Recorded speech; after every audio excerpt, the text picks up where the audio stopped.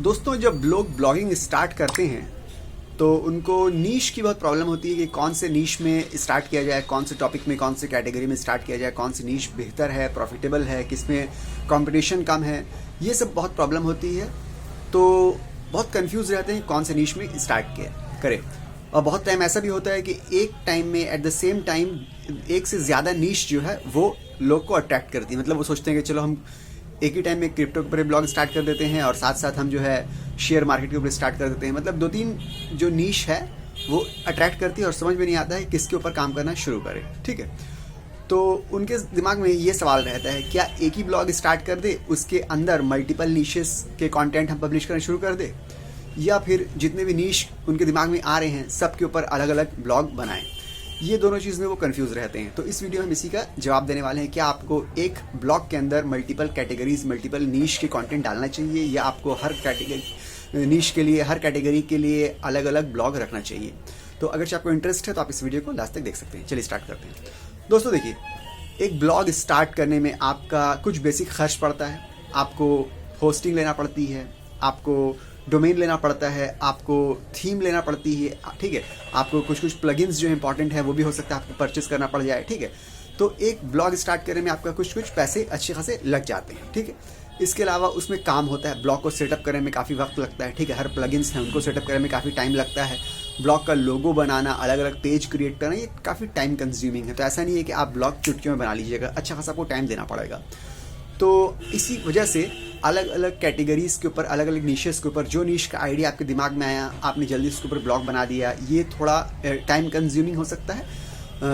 तो इस वजह से बहुत से लोग एक ब्लॉग स्टार्ट करते हैं, जेनरिक टाइप का नाम रख देते हैं उसका। ठीक है, मान लीजिए अगर मेरा नाम अबूजर शाह कुरैशी है, मान लीजिए ASQ.com, ऐसा करके जेनरिक टाइप का नाम दे देते हैं और उसके अंदर जो भी कंटेंट उनको लगता है वो सब उसके ऊपर अंदर पब्लिश कर, मल्टीपल निशेस से मल्टीपल कैटेगरीज के कंटेंट्स जो है उसके ऊपर पब्लिश करते रहते हैं। और कोई उसका एग्जैक्ट पर्टिकुलर कोई कैटेगरी नहीं होती, कोई नीश नहीं होती, बस जो उनके दिमाग में आता है उसके ऊपर पब्लिश करते रहते हैं। ये एक तरीका है।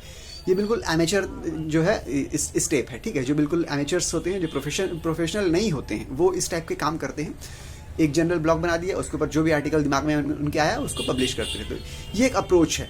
तो ये अप्रोच कहाँ तक सही है? इस अप्रोच में क्या है कि आपकी एक ब्लॉग में आपने अपने तमाम नीशेस को पब्लिश कर दिया। ये अप्रोच इनिशियल लेवल के लिए बिल्कुल सही है, जब तक आपको बिल्कुल कौन सी कैटेगरी पर, क्योंकि मान लीजिए अगर आपने किसी कैटेगरी स्पेसिफिक ब्लॉग बनाया, सपोज कीजिए कि आपने एक ब्लॉग बनाया, कोई कैटेगरी आपको समझ में आ रही है। मान लीजिए आपने इलेक्ट्रिक व्हीकल्स के ऊपर एक ब्लॉग बना लिया। सपोज कीजिए आपको ये कैटेगरी समझ में आई, आपने रिसर्च की, आपको लगा ये कैटेगरी चल सकती है, आपने एक ब्लॉग स्टार्ट कर दिया। ब्लॉग स्टार्ट किया, होस्टिंग खरीदा, डोमेन खरीदा आपने, ठीक है, वेबसाइट बनाया, सब कुछ किया, लोगो बनाया, पेज सेटअप किया, काफ़ी टाइम उसके ऊपर दिया, कंटेंट्स पब्लिश किए। उसके बाद आपको पता चला कि ये जो नीश है, ये कैटेगरी, ये टॉपिक है, ये इसमें अच्छा रिजल्ट नहीं दिया, आपका ब्लॉग जो है किसी तरह फेलियर हो गया। तो आपको क्या करना पड़ेगा? आपकी जितनी मेहनत है, जितना मोटिवेशन है आपका, वो सब आपका ख़त्म हो जाएगा। आप डिमोटिवेट हो जाइएगा, आपको और दिल नहीं करेगा कि फर्दर नया ब्लॉग स्टार्ट करें, क्योंकि आपने जितनी मेहनत की 3-4 महीने, 6 महीने में एक ब्लॉग के ऊपर, वो पूरा का पूरा ब्लॉग ख़त्म हो गया। तो आप फिर डिमोटिवेट हो जाइएगा। नया ब्लॉग स्टार्ट करने के बारे में आपको वो मोटिवेशन शायद ना मिल पाए। ठीक है, कि अब दूसरे नीश को टेस्ट करने के लिए एक नया ब्लॉग बनाए, पूरे तौर पे नया बनाए। तो एमेचर लेवल में एक आप ब्लॉग रखिए, उस ब्लॉग में आप मल्टीपल कंटेंट्स डालिए और उन कंटेंट्स के ऊपर अलग अलग कैटेगरी कंटेंट्स डालिए आप, और फिर देखिए आप कि आपको क्या रिस्पॉन्स मिलता है। मान लीजिए हर कंटेंट इंडिविजुअल अपने तौर पे होता है। ठीक है, अगर आपने उसके ऊपर कंटेंट डाला है, मान लीजिए क्रिप्टो के कंटेंट डाला है और एक कंटेंट आपने डाला है शेयर मार्केट के ज़ीरोधा के ऊपर। ठीक है, इस टाइप का आप मल्टीपल कंटेंट डालिए और देखिए कि क्या रिस्पांस मिलता है। जिस कंटेंट के ऊपर अच्छा रिस्पांस मिले उसके ऊपर आप चाहे तो अपना ब्लॉग स्टार्ट कर सकते हैं। ये एक अप्रोच है, मगर एट द सेम टाइम आपको ये ख्याल में रखना है कि आपका ब्लॉग ऐसा ना हो कि एक ब्लॉग है जिसमें दो एकदम इंटायरली डिफरेंट नीश के आप मतलब आर्टिकल डाल रहे हैं। मान लीजिए एक ब्लॉग आपने बनाया है, उसमें आपने डाल दिया है क्रिप्टो करेंसी के बारे में, शेयर मार्केट के बारे में, और उसके ही अंदर आप डाल दे रहे हैं कि हाउ टू स्टे फिट, ठीक है, या how to grow your hair.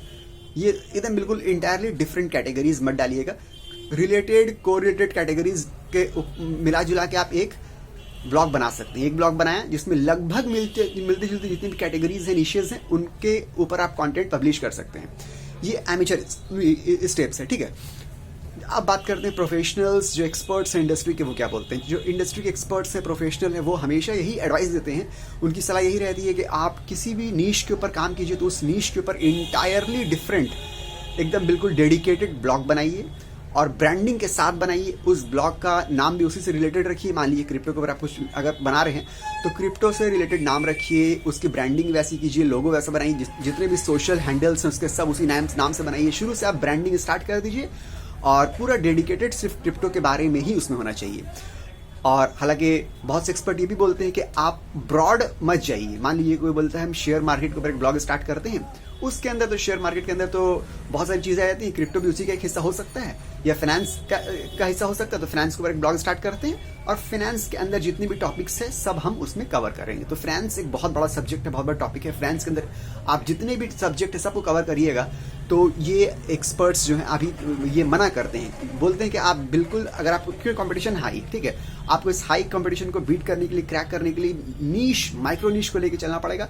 छोटे छोटे टॉपिक के ऊपर आपको ब्लॉग स्टार्ट करना है। फाइनेंस बहुत बड़ा है, उसके अंदर शेयर मार्केट फाइनेंस का एक हिस्सा है, शेयर मार्केट के अंदर बहुत सारे छोटे छोटे हिस्से हैं। तो आपको भी माइक्रो नीश पकड़ के चलिए और उस नीश के अंदर ब्रांडिंग करके अपना अलग टाइप का एक वेबसाइट बना के रखिए और उसके अंदर उसी रिलेटेड कंटेंट पब्लिश कीजिए। ये एक प्रोफेशनल की एडवाइस रहती है, ये एक एक्सपर्ट अप्रोच है, ये आप ऐसा कर सकते हैं। तो दोनों ही तरीके हैं, अगर आप एक ये कर सकते हैं, मगर इसमें फिर वही बात आ जा रही है कि अगर मान लीजिए कि आपका ब्लॉग फेल हो गया तो आपको थोड़ा सा डिमोटिवेशन मिल सकता है। इसके लिए आप तैयार रहिए, क्योंकि आप ये टेस्ट कर रहे हैं। 2-3 महीने में टेस्ट हो जाएगा, आपको पता चल जाएगा ये सक्सेस है। जो सक्सेस है उसको लेकर प्रोसीड करते रहिएगा, जो फेलियर है उसको साइड कर दीजिएगा। ये तो पार्ट ऑफ द बिजनेस है, ठीक है।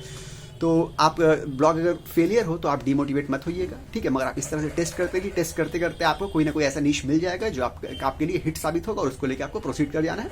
फिर नया ब्लॉग, नई नीश, इस टाइप से नए नए वेबसाइट आपको चलाते रहना है। आप जरूरी नहीं कि एक ब्लॉग स्टार्ट कीजिए। बहुत से लोग ऐसे भी हैं जो 20-30 ब्लॉग अपने ओन करते हैं और रन करते हैं। कंटेंट आर्टिकल, कंटेंट पब्लिशर उन्होंने हायर किए हुए रखे हुए हैं, ठीक है, इन हाउस हो सकता है या फ्रीलांसिंग के तौर पे कंटेंट पब्लिशर हैं, उनको हायर किया हुआ रखा हुआ है और वो एक ओनर ने 20-30 ब्लॉग भी चलाए हुए।